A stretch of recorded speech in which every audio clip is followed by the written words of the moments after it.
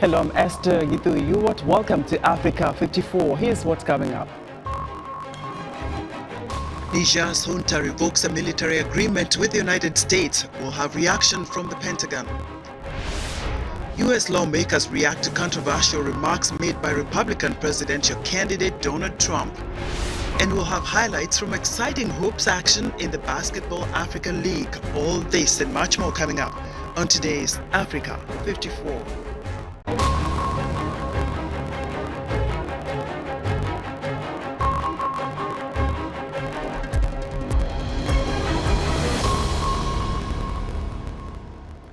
Niger's ruling military junta is immediately revoking a military accord that allows military personnel and civilian staff from the U.S. Defense Department on its soil. Junta spokesperson Colonel Amadou Abdourahmane announced the decision over the weekend. There were about 1,100 U.S. troops in Niger last year on two bases, including a drone base known as Air Base 201, built near Agadez in central Niger at a cost of more than $100 million. The government of Niger, taking into account the aspirations and interests of its people, resolves all responsibility to denounce with immediate effect the agreement relating to the status of United States military personnel and civilian employees of the U.S. Department of Defense on the territory of the Republic of Niger. Diplomatic correspondence will be sent to the American side to this effect.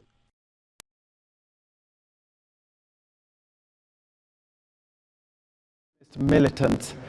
For more on the action taken by Niger's military junta to revoke a military accord with the United States, I'm joined live via Skype from the Pentagon by VOA's national security correspondent Jeff Seldin. Jeff, hello there. How is the Pentagon? Thank you for having me. Sure. How is the Pentagon reacting to Niger's move? Defense officials are very cautious about the announcement. They say they're aware of the statement that was put out by the ruling military junta, that they're in contact with both military officials there and other officials, and that they're still waiting for some clarification on exactly what this means.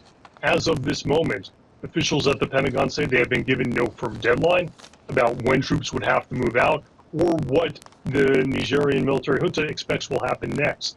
For their part, they're also expressing some optimism that perhaps through continued talks, the U.S.-Nigerian relationship, military relationship, specifically to counterterrorism, can in some way continue, and that perhaps the U.S. can still have an arrangement where it can use this very critical base. Jeff, it looks like this was really a quick decision. You know, the U.S. Military officials were there not long ago. What might be the implications of the war against the jihadists now for Niger, since they have decided they are parting ways with us? Well, for the moment, there are no immediate implications as a result of this announcement. Ever since the coup originally back last July, the U.S. and its forces in Niger suspended all of its counterterrorism operations. While they do still launch some drones and do what they call ISR, intelligence, surveillance, and reconnaissance, they say those missions have been for force protection purposes only. And so the U.S. really hasn't been able to do very much to help counter terrorism, whether it's from the groups affiliated with the Islamic State or groups affiliated with Al-Qaeda. And the question really is going to be, over the long term, what can the U.S. do if it is no longer able to operate out of Niger and out of Air Base 201? What can it do to replace that capacity to keep an eye on groups? And again, U.S. officials have said repeatedly they are extremely concerned about the rapid growth and the influence that these groups, these Al-Qaeda and ISIS affiliates, are having in that region. Jeff, thank you so much for your insight into this. Thank you for being in touch with the officials there at the Pentagon. Jeff Seldin is VOA's national security correspondent.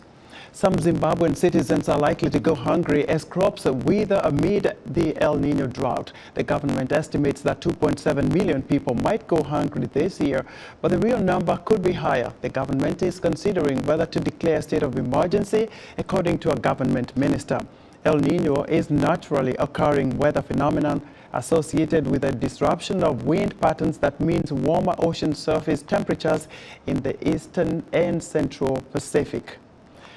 And as Africa faces the impact of global warming, many African countries are experiencing scorching temperatures. Research conducted by Afrobarometer, a Pan-African and non-partisan survey research network, suggests that parts of Africa are becoming drier and hotter, while others are facing an increase in rainfall, resulting in devastating floods and displacement of people. For more insight, VOA's Bondiho spoke to Boniface Dulani, Director of Surveys at Malawi-based Afrobarometer. This is becoming a regular occurrence. You know, Malawi is not even, it's a landlocked country. And I remember growing up, you know, issues to do with the cyclones, tropical storms, we would only hear about them in the news. We never got to experience them. But in recent years, the cyclones are not only hitting countries that are on the seashore that have boundaries with the sea, but they are traveling so far inland to affect countries like Malawi. Last year, Southern Africa, especially Malawi, Mozambique, and some parts of Zimbabwe were hit badly by Cyclone Freddy. Here in Malawi, more than 1,000 people died from Cyclone Freddy, and thousands, even more, were displaced, and as we speak are still living in camps. So, and of course, this warning for a new cyclone is coming against the backdrop of a drought that was also hit again this same part of the world, Malawi, Zambia, that has affected, I think, the main maize crop, which is the staple food, and there is likelihood of a severe famine coming up because of that drought. So these are just some of the many challenges that we face. On one hand, as I said, a drought that is being followed by threats of a cyclone as well. And generally speaking, the people are just not prepared for this kind of disasters. A lot of people talk about climate change. Very few people really understand the impact and scale this climate change has had on so many different parts of the world. You live in a country that is prone to cyclones, that is prone to different variations of weather. How would the ordinary person cope with this kind of stuff? Now, if you ask every Malawian what a cyclone means or cyclone Freddy, they will tell you that yes, we know how devastating these cyclones can be, because these are things that now we are having to encounter and experience every year. 2-3 years ago, it was Cyclone Idai. Last year, it was Cyclone Freddy. And now there are also talks of this new cyclone. And this is just a testament to climate change. So this is a reality for most people. So when we hear, people that say, oh, there's no such thing as climate change, I would say, come and talk to Malawians, come talk to Mozambicans, come talk to Zambians, Zimbabweans, and indeed most of the citizens on this continent that are now seeing unseasonal rains. Last week I was talking to a colleague in Ghana, and he was telling me that it's been raining, like for the last 2-3 weeks, raining heavily. And this is not the rainfall season in Ghana. And again, just to show you that things have changed, and we are living through that period of climate change. That was Boniface Dulani, Director of Surveys at Afrobarometer, based in Zomba, Malawi. U.S. legislators are reacting to a series of controversial remarks made by Republican presidential candidate Donald Trump. Meanwhile, Democratic President Joe Biden's re-election bid also made headlines. VOA's Veronica Balderas-Iglesias explains. Former Republican President Donald Trump made headlines for several remarks he made while campaigning on Saturday in Dayton, Ohio. One of them came as he was criticizing China's building of car manufacturing plants in Mexico. We're going to put a 100% tariff on every single car that comes across the line, and you're not going to be able to sell those cars if I get elected. Now, if I don't get elected, it's going to be a bloodbath for the whole. That's going to be the least of it. It's going to be a bloodbath for the country. Trump's campaign underscored that the comment wasn't about political violence. Republican Senator Bill Cassidy shared his opinion on the matter during an appearance on NBC's Meet the Press. The general tone of the speech is why many Americans continue to wonder, should President Trump be president? Depending upon the perspective, somebody is going to interpret it. He's running against Biden, so Biden's going to say it's about political violence. His defenders want to defend him, and so they're going to say it's about economic disaster. Ohio Republican Representative Mike Turner, who appeared on ABC's This Week, shared his views about Trump's comments, referring to some migrants as not people, and Biden's handling of illegal crossings at the border. Well, I, of course, disagree with those in the past. I think the American public disagree with those. But I do think that people see that Donald Trump is the only candidate in this race that's going to be able to fix this crisis. During Saturday's campaign event, Trump also doubled down on criticism of Democratic President Joe Biden's economic policies and didn't leave out the sense of urgency when calling on Trump's supporters to participate in the general election. I don't think you're going to have another election in this country. If we don't win this election, I don't think you're going to have another election, or certainly not an election that's meaningful. And we better get out, and we better. I actually say that the date, remember this, November 5th, I believe it's going to be the most important date in the history of our country. President Biden's re-election bid also drew media attention over the weekend, with news that his campaign reached a fundraising milestone. It now has $155 million in cash on hand. Of that, $53 million was raised in February alone. The news broke as Biden prepared to host a brunch for several Roman Catholic leaders Sunday at the White House to celebrate St. Patrick's Day. Veronica Valderas Iglesias, VOA News, Washington.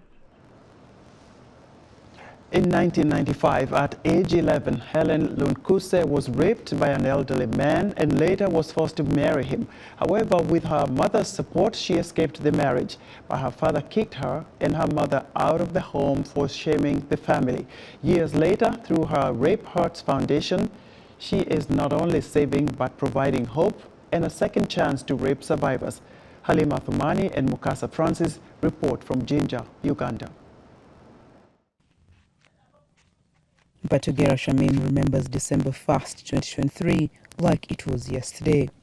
At 6:30 a.m., she woke up to an open door with a man wielding a knife standing inside her house.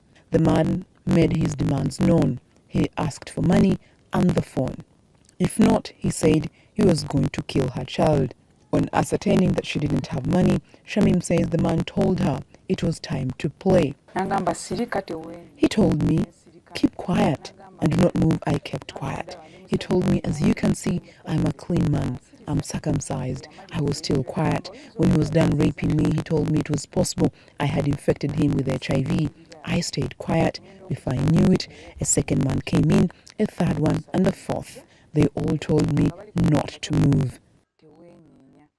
Left helpless, unconscious and bleeding, Shamim was taken to the police where she reported the incident.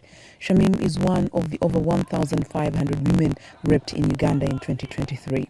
Just a few dare to speak about their experience. Helen Lunkuse, the founder of Rape Hurts Foundation, is a rape survivor too.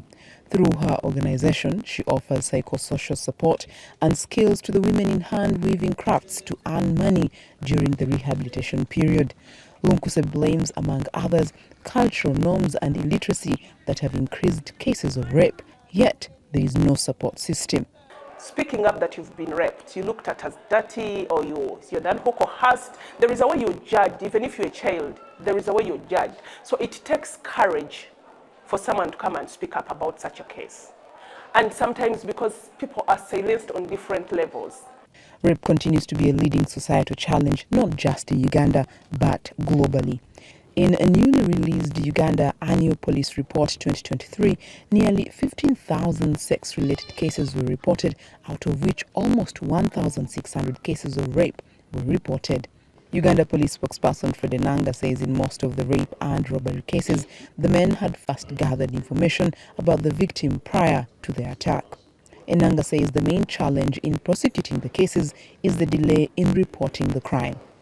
Which calls for an increase in awareness for girls, women, and even boys who are raped is to preserve the evidence that is on their bodies and take courage in reporting the matters. Lunkuse argues that ensuring that the safety of women means raising awareness, offering protection services, and for the Ugandan government to increase funding for recovery programs that support women after the rape. Halima Othmani for VOA News, Jinja, Uganda. Still to come, highlights from exciting action in the Basketball African League. We'll be right back.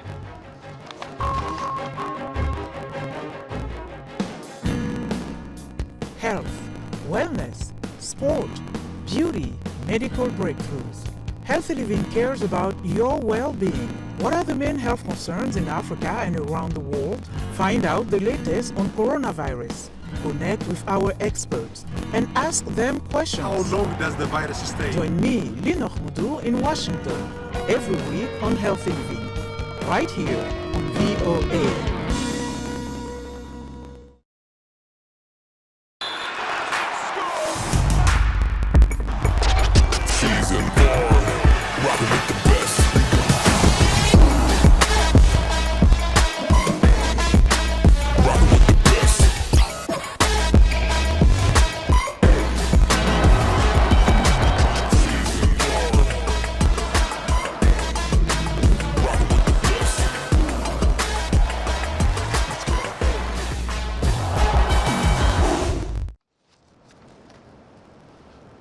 In other news, Nigeria's Chief of Defense Staff General Christopher Musa is denying the military had any involvement in an attack on the Riverside Okwama community in Delta State. Residents say men in army uniform ransacked and burned homes after youths killed 16 soldiers sent there to resolve a land dispute. Somali police and international navies are preparing to attack a commercial ship that was hijacked by pirates, according to the Puntland Police Force. The MV Abdullah was seized last week in the latest of more than 20 attacks since November by Somali pirates off the coast of Somalia. And Vladimir Putin has secured an unprecedented fifth term as president of Russia. The Election Commission announced the results of a vote in which he faced no serious challenges and which happened amid the strictest crackdown on opposition and free speech. Politicians across Europe are rejecting the vote as a sham. Now, two results from the Basketball African League. The Kalahari Conference of the BAL's fourth season concluded this weekend with two exciting matchups. On Saturday, South Africa's Cape Town Tigers and Angola's Petro de Luanda faced off for the second time this season, with the Tigers beating Petro 84-78 in the sold-out Sunbeat Arena in Pretoria. This marked the Tigers' first Kalahari Conference win. Here are some of the highlights from the game. Make him a target for Petro. Let's get going then, of course, with the Cape Town Tigers up against Petro de Luanda. A battle of titanic proportions. Rolls around, makes himself available, and Billy Preston trying to get past Gaku, trying to go through the middle. That is just brilliant play from Billy Preston, but will it count? Marquise Cummins is a scorer. Sivagnoli trying to get rid of Johnny Pedro, goes up, it's been picked up, oh, a rebound, that is Billy Preston at his best. Two third best placed teams will also join them out of the three conferences. There's a good chance, oh! Get it down there, big crashing down there from Sivagnoli. It's going to top that one, for sure today. Yara working on the baseline, draws two defenders, Sivagnoli cutting. So that's the case for him, always backing them. Dundao, Gaku! In for two. It's picked up by Petro. Nelson takes it up this time, goes out wide, surely can't do. Back-to-back threes! Lucas! Well, he knows how to hit those three-pointers. He's got a pair of them into the hands of Sivagnoli. Is that big? Oh! That's the moment that the whole arena's been waiting for. Salgado! Moraes with a big shot that goes up, and it's been made safe. Sivagnoli picks it up. Great long ball. This is surely. Oh, it's got in the dojo with a crest. Bang! Dunk of a beauty. Sam Kello back out. They need to move it forward. Here it is. And it's a great pass for Dylan Whitbread. Oh, he's in position. Great view, great vision. Dundao. Shot clock, got to go up for it, and it's all over. It's finished, it's done and dusted. And the Cape Town Tigers celebrate their first win here in the Basketball Africa League. But on Sunday, the Tigers lost to Morocco's FUS Rabat 84-75 in the final game for this round, making Morocco the winners of the Kalahari Conference with a 3-1 record. Here's a look at the highlights from Sunday's game. Not present on for both teams. This is end-to-end, coast-to-coast action. Oh, big bucket, Sanko! Taken up into enemy territory. You see that he's found it. It's all opened up for him. That's an easy two. Jordan Brown, Diarra Zuita, Bailey are the players on court for FUS Rabat. Oh, look how quickly as you can't leave him for a second alone. There it is, and it's an easy big dunk there. Driving through the middle. Defensive work from Jordan. And look at that pass. You know, we're just talking about the Jordan. Puts it on. Look at that. Oh, Diarra. What is he like? Doesn't fall safely into the hands of Preston. Manyang. Good opportunity this one. Oh, a delightful shot and score there from that man. Well, in first 4 of 20, they are from the three-point land, and they still continue to push. Manyang going around. Oh, Manyang! How did he do that? That's wizardry! It's like that early in conference play, the BP connection to Sibagnoni at the free throw line. Oh, that's a perfect pass for Nollywood into the palm of that man, Diarra. How sensational was that? Jordan back to Zuita this time. Struggles, Jordan finds a little bit of space. There's the, he just sets himself up. It's unbelievable. Every kind of shot. Why FUS Rabat so happy to have him as part of their... Sankelo's going on a bit of a dive and a charge around here. That's a great score. 2 in the basket there. He's up to 24. 5 seconds to go. They got another chance. Whitbread. Diarra for 3. Oh, it just goes over the top, and that's the end of this Kalahari Conference. As the Kalahari Conference has come to an end, we now know both FUS Rabat and Petro di Luanda have qualified for the BAL playoffs, while the Cape Town Tigers will wait for the end of the Nile and Sahara conferences to determine if they are ensured a postseason spot. The Nile Conference begins on April 19th. Nigeria's film industry, also known as Nollywood, is the world's second largest film industry, producing at least 2,500 movies a year.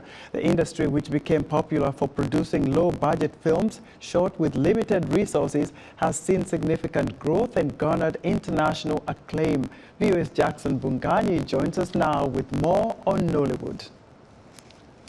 Nigerian filmmakers now screen their movies at prestigious film festivals worldwide, like the New Africa Film Festival taking place at the American Film Institute in Silver Spring, Maryland.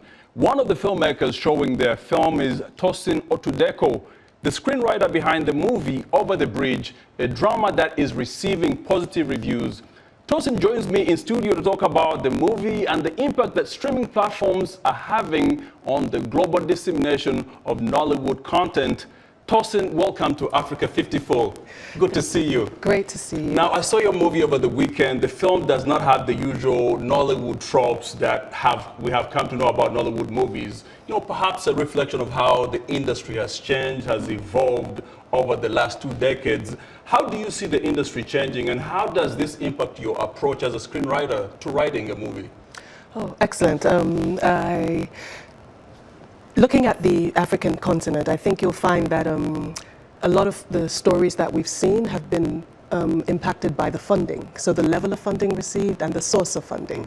But what has happened over the last couple of years is that we've had an opening almost of the markets with this more commercial structure with the streamers. Like coming Netflix. into play, like Netflix, Yes. exactly. And so the Nigerian film industry, popularly known as Nollywood, developed organically. So I think Nigeria always had its own brand of filmmaking, which reached its audiences directly. Now we have the opportunity to be bolder with our stories and to have much more of a diversity of storytelling because these channels have opened up. Move away from those tropes that we saw. Move away from those tropes. Yeah. Yes. And what statement are you trying to make with this movie in particular? So I think if I were to say the overarching statement is one of redemption and healing. The movie touches on broken infrastructure, and once you sort of, the parallel for that is, I would say, our broken lives. And when you look at that as a picture, you'll find that trying to piece together those puzzles that appear to be broken, putting them together, you'll find that you're on the journey of making it whole again. Now, in the film, we see some use of indigenous languages, Yes.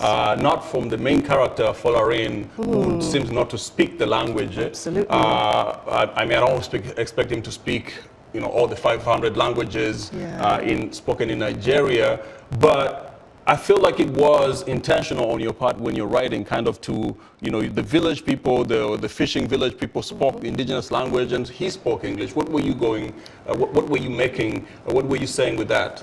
Absolutely. So the village he visited was across the bridge from where he normally lives. And so it kind of shows that difference in demographic, difference in culture within the expanse of one city. And of course, language is a bridge, but the fact that they weren't able to speak the same language meant that they were able to communicate in other ways through action.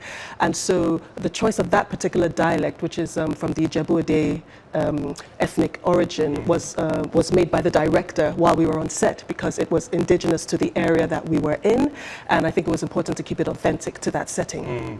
Do you realize that or have you seen that when you make movies where actors are acting in their indigenous languages, that they have a better range than when they're speaking English? Absolutely. They're more authentic and they can connect more to the story and to the story that they're helping to tell. And incidentally, all the villagers who actually spoke their natural dialect, apart from the main actor, the fisherman, they were recruited from the village, so they weren't actors. So.